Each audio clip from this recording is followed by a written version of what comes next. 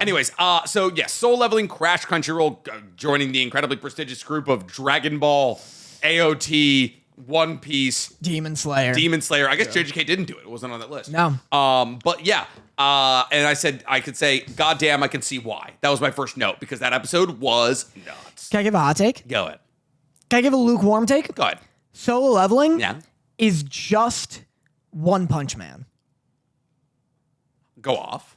It's One Punch Man with the only difference being it'd be as if you saw Saitama become One Punch Man. Can I build on that? Yep. It's One Punch Man if Saitama was hot. Okay, fair. It's One Punch Man if Saitama, like, it's One Punch Man without the comedy-related aspects of, because the entire thing with Saitama is, like, he's poor. Yeah. No one recognizes any of the hero accomplishments he's done, like he does. He loses all of his hair, and, like, he has no dating, whatsoever.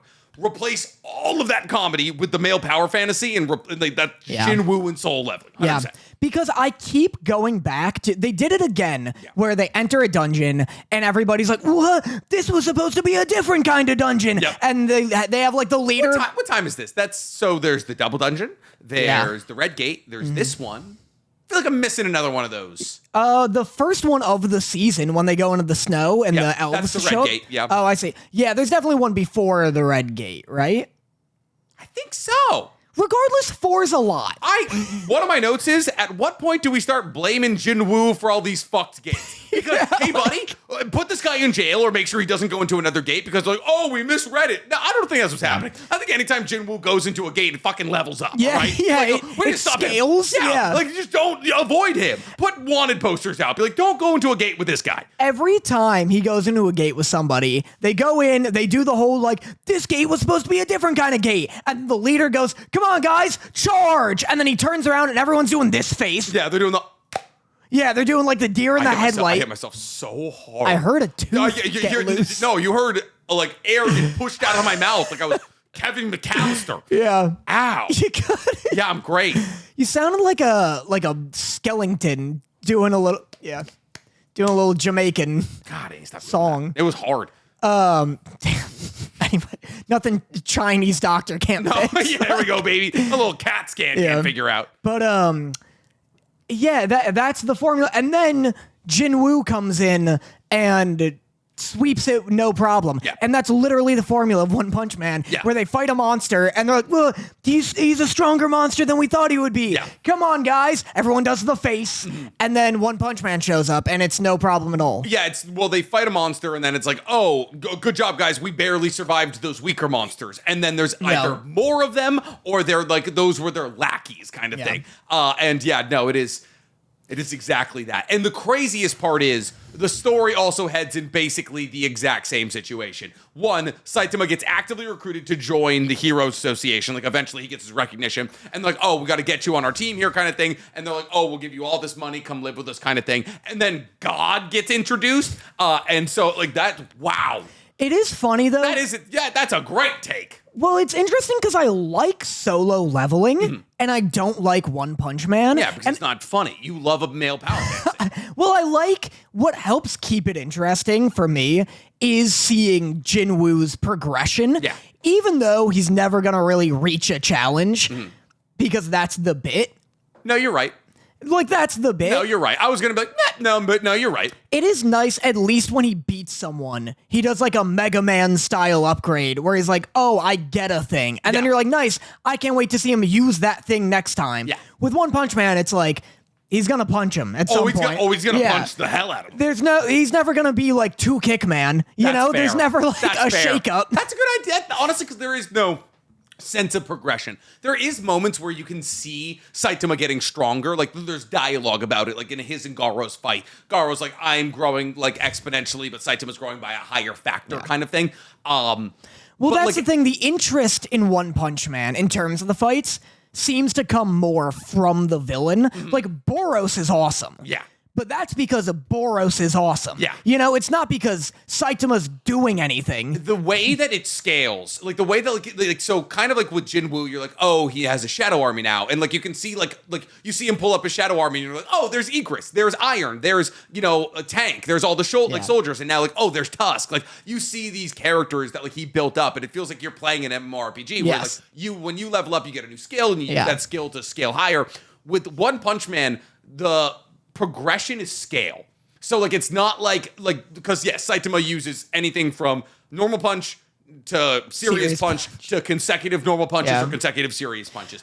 That never changes, but the scale of the damage does. Yeah. I'd like to argue, if you have to do consecutive normal or serious punch, you are no longer One Punch Man. No. But that's the thing. So like that's like he only ever encounters a couple of people that like make him be the not like and that's when you're like, oh, this fight is serious. Yeah. Like when you see Saitama punch somebody and they're not like half gone, you're like, oh, final boss. Well, exactly. It's Saitama. The fights are only interesting if the villain is cool enough and the animation is good enough. Because Saitama just rolls up to a fight, lets them ragdoll him for a bit. And then it just depends on how cool the ragdolling is. Yeah. Because then the second Saitama fights back, the thing's over. Yeah.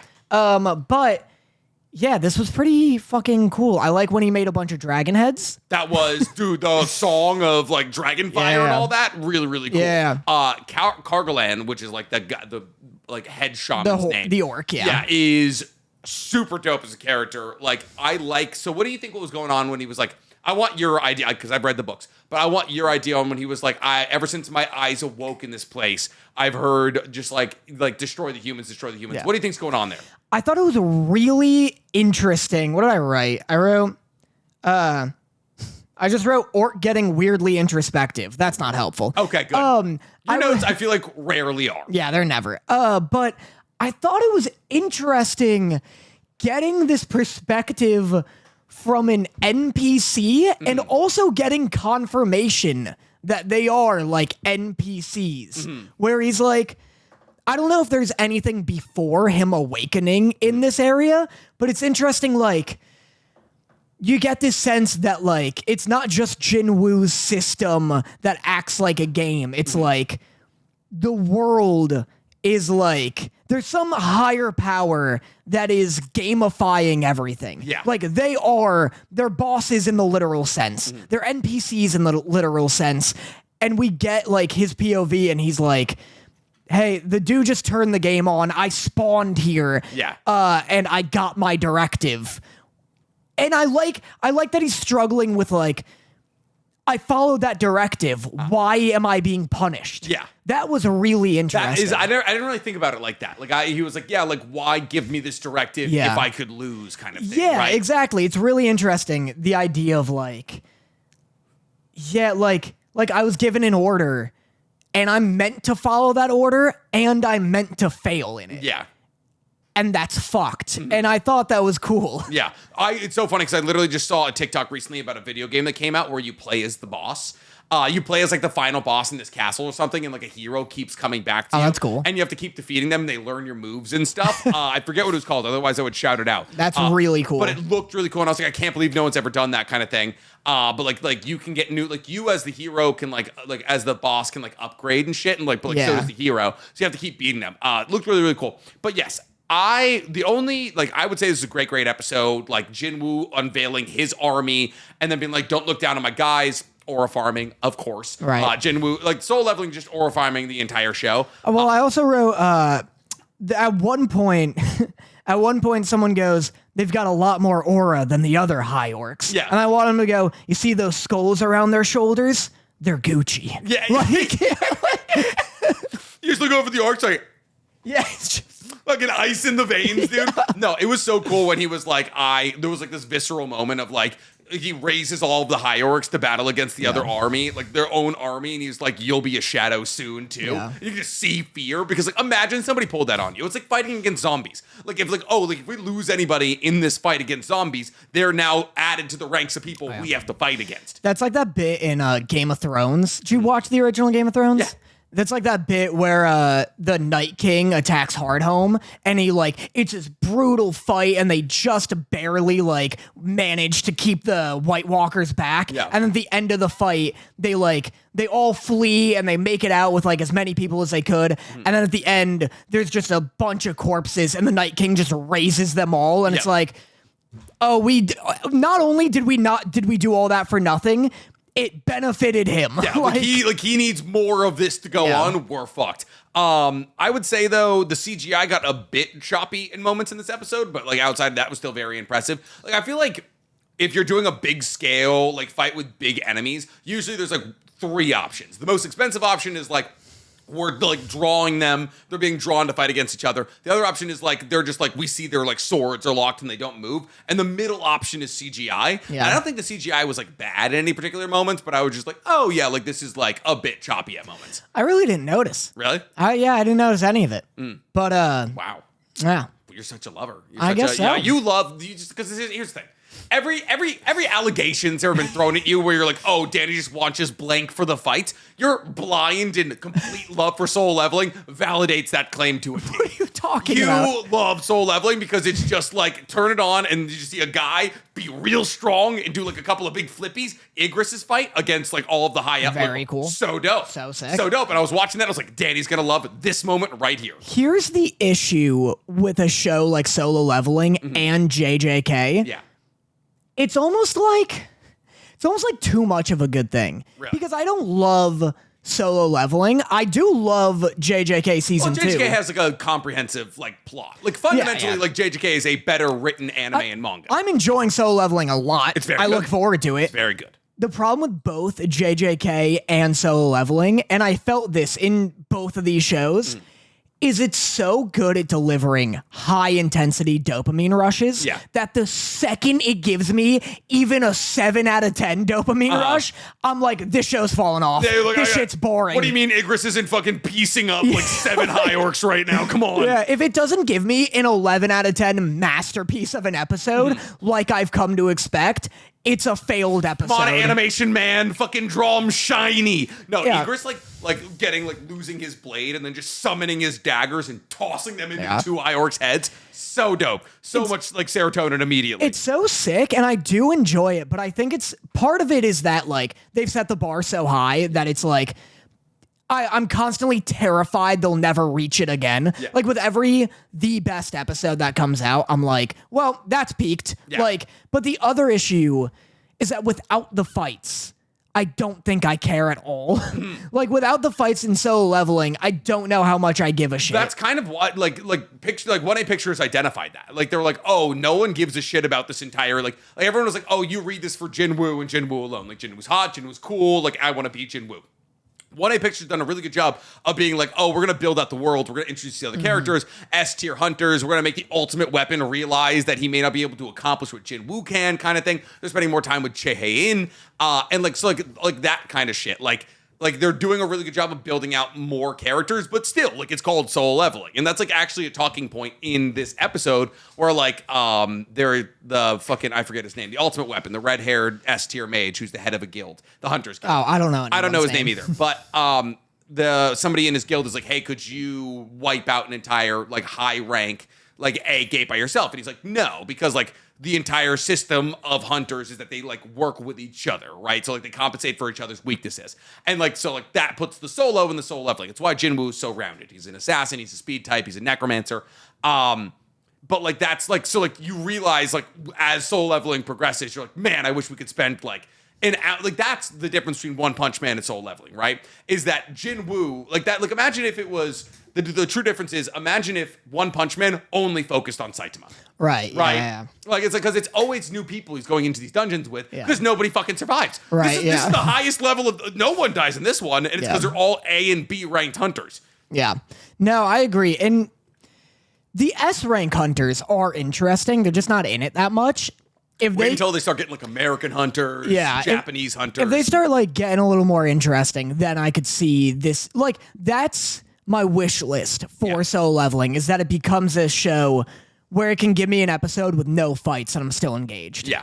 That's really fair, actually. But yeah, outside of that, I can absolutely understand why this episode crashed Crunchyroll. Oh, yeah. It was fucking definitely the best episode of Soul Leveling we've seen. My last note is, I said, it's so funny how power fantasy this show is, because what do you mean the main love interest hates how other people smell? Like, I love the idea of introducing like a really pretty woman who's powerful. She's got like a crazy job. Everybody in the entire country is like, man, I want to be around her. And meanwhile, she's like, I can't be around people. They smell. And the one person she's like smells like roses and honey is obviously the main character of this show. Yeah. Like, oh, I'll never have to worry about anybody ever hooking up with Jinwoo's girl, because fucking Everyone reeks. Because everybody smells like shit. Yeah. It's so funny. I had a very neurodivergent note. Okay. I went, the woman asks for a sword or a spear instead of a pickaxe. The guy offers her a shovel or crowbar, but she takes the pickaxe. Should have taken the shovel. Should have taken the crowbar. Well, here's why my bit is neurodivergent. Okay. Because I'm going to break it down for you. Okay. She goes... But Anyway, she goes, I would like a sword or a spear. Yes. Instead of this pickaxe. Yes. And he's like, your options are pickaxe, shovel, or crowbar. She's like, hey, buddy, construction site. The thing closest to a sword or spear is the shovel. She wants something to stab with, not swing with. But a pickaxe, if you're good with a sword or spear, you're good with this. It's not sharp enough. Yes, it is. Yes, it is. Also, it's the weakest. Like, a shovel's the worst option you could take there. I disagree. A pickaxe is the worst. That's simply not true. It's the heaviest. You got to get the widest wind up. The S-ranked hunter is worried about a pickaxe being a couple of pounds. You think an S-rank hunter can't stab somebody with a shovel? No, there's not like it's about, listen, it's about the product. I'm not saying her holding it doesn't make it a stronger product. Like, a pickaxe is literally meant to be swung at rocks and diamonds and fucking hard minerals all day and out. It's hardened steel. Yeah, but you're leaving yourself so open. What do you mean? Also, with this, how slow do you think she swings? any swing is slower than a stab. Of course, but also, what are you stabbing through with a shovel? Monsters? No. Crevices? No. Also, like, all right, if you stab, listen, yes, a shovel is strong, but you can bend a shovel. You hit a rock hard enough, you're bending a shovel. Now imagine you're an S-ranked hunter, one of the strongest beings on Earth, leveling city blocks. Trying to use a shovel? She needs a magical weapon. The strongest thing that she's offered there is a crowbar, a pickaxe, not a shovel. You could bend a crowbar. You could? Yeah. A way harder to bend a crowbar than it is a shovel, because fundamentally it is a tool that's meant to be under stress. A shovel is for dirt. It can be used for the things, but it is for dirt. I didn't think this You was- absolute soft-hand buffoon! Jesus Christ. Fucking city slicker trying to tell me about goddamn tools. Anyway. Oh, I was trying to see if we have an ad today. Okay.